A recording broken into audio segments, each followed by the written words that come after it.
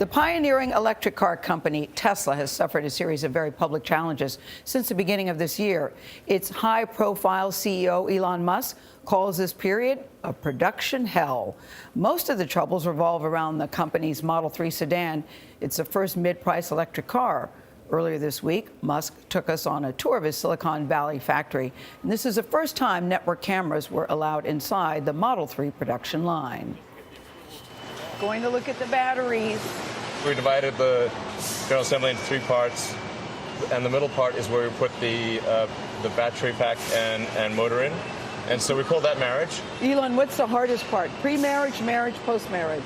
Right now, marriage is the hardest part. Marriage is the hardest part. Elon Musk's relationship with outside analysts and investors is also going through a rough patch these days. I'm definitely under stress, so if I seem like I'm not under stress, then I'm going to be clear, I'm definitely under stress. In the past month, Tesla has issued a voluntary recall of 123,000 of its older Model S vehicles, dealt with a fatal crash of a vehicle equipped with its semi-autonomous driving system, and suffered a downgrade of its credit status on Wall Street. The Model 3, still in your mind, is the face and the future of the company, is it not? Yes, absolutely. But the most important thing on his mind these days is solving production delays for the Tesla's new Model 3 sedan here at his massive factory in Silicon Valley. You started saying we'll do 5,000 a week, then, okay, that didn't work out, we'll do 2,500 a week, and now it's a little over 2,000 a week.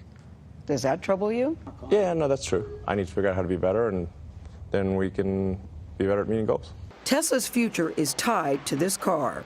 When Musk introduced it last summer, the Model 3 was billed as the company's first mid-priced, mass-produced electric car, accessible to middle-class customers, not just the super wealthy. You said to your team, everybody get ready to meet the demand. We're going to be in production hell. Yes. But you didn't expect this kind of production hell, or did you? No, it's worse than I thought. Why is that? Why is it harder? What happened? We got complacent about some of the things that we felt were our core technology. We put too much new technology into the Model 3 all at once. This should have been staged. High tech goes in the cars, but it also builds them. This is widely regarded as one of the most robotics-driven auto assembly lines on the planet.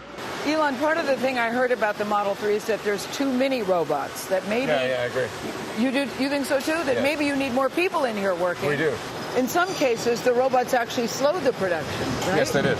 We had this crazy complex network of conveyor belts, and it was not working. So we got rid of that whole thing. This is cool, Elon. Yeah. Realizing it needed an overhaul, Musk personally took over the Model 3 production line at the beginning of April. We're aiming for really extreme levels of precision, more than any other vehicle in the world. He says he has resorted to pulling all-nighters at the plant. When things get really intense, I don't have time to go home and shower and change, so I just sleep here. I want to see. Where is that?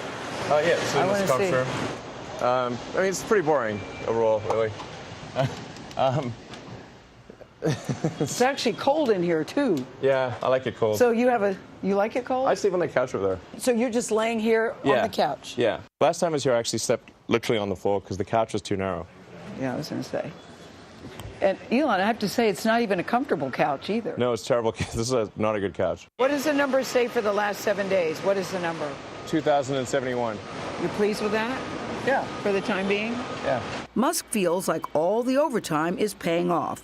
And now he says the Model 3 line is back on track. And we're able to unlock some of the critical things that were holding us back from reaching 2,000 cars a week. But since then, we've continued to do 2,000 cars a week. Do you think that this is sustainable?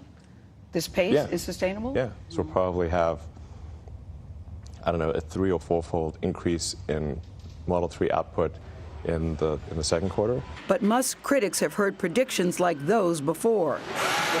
A future the automaker has yet to reach. But Elon, you may be one of the few people to see it, because a lot of people looking at you don't see it. The problem people have, a lot of the analysts, is they kind of look in the rearview mirror instead of looking at the front windscreen. What do you mean by that? This has very frequently been why people have underestimated Tesla, because they would look at Tesla's what Tesla's done in the past and use that as proxy for what we're able to do in the future. On April Fool's Day, Musk mixed his optimism with dark humor, On social media, in the midst of widespread concerns Tesla might collapse, he tweeted this: "We are sad to report that Tesla has gone completely and totally bankrupt. So bankrupt, you can't believe it." You know people are nervous and they're worried. You are aware of that. So knowing that, why would you do an April Fool's joke that you did? Oh, because there were all these media articles saying that Tesla's going bankrupt. Yes. So I thought, well, I'll just do an April Fool's joke that we did go bankrupt. But Elon, that's not funny when people are nervous. I mean, it's April Fool's. People should, lighten up, okay? It should be pretty obvious, I think, that I'm not going to joke about bankruptcy if I think it's remotely real. I'm feeling pretty optimistic about where Tesla is at this point. At this point, I have a clear understanding of the path out of hell. And I do not, until recently, have a clear understanding. Elon Musk says anyone who pre-ordered the Model 3 when it was unveiled last July should be getting their car in about 3 to 6 months. And that's about 6 to 9 months later than they were promised. So listen, I have to say he really is on the case. When you hear about him sleeping at the factory, you go, yeah, sure, right. But I asked employees when he wasn't around, he actually does sleep in that room. And I said, but why are you doing this? It's not like you're out there, painting a car or running a machine. He said, because I can solve the problems in real time. I look at that board, I can see where a problem is and go and make the correction and go check it out myself. So he's very serious. What I like hearing about him is he's showing us him making his mistakes in real time and trying to fix them, tweaking. We never get to look inside the clockworks. While, what he's learning about automation matters for him. Who knows if it'll help with the car? But it's a crucial thing happening to all businesses, learning that sometimes you can over-automate. And to watch that happening in real time is also fascinating to let us in when he knows he's under the gun, when he knows that people are complaining. He says, sure, come on in. He's very calm, very confident, and he's very matter of fact. He's very matter of fact in the way he speaks, but I just think he's terrific and on the case. Yeah, we'll bold and creative. Yes, I mean, yes. He thinks outside the box, Nora. We like that. Yeah, absolutely. We'll have more of him at 8 o'clock. That's right. Yes.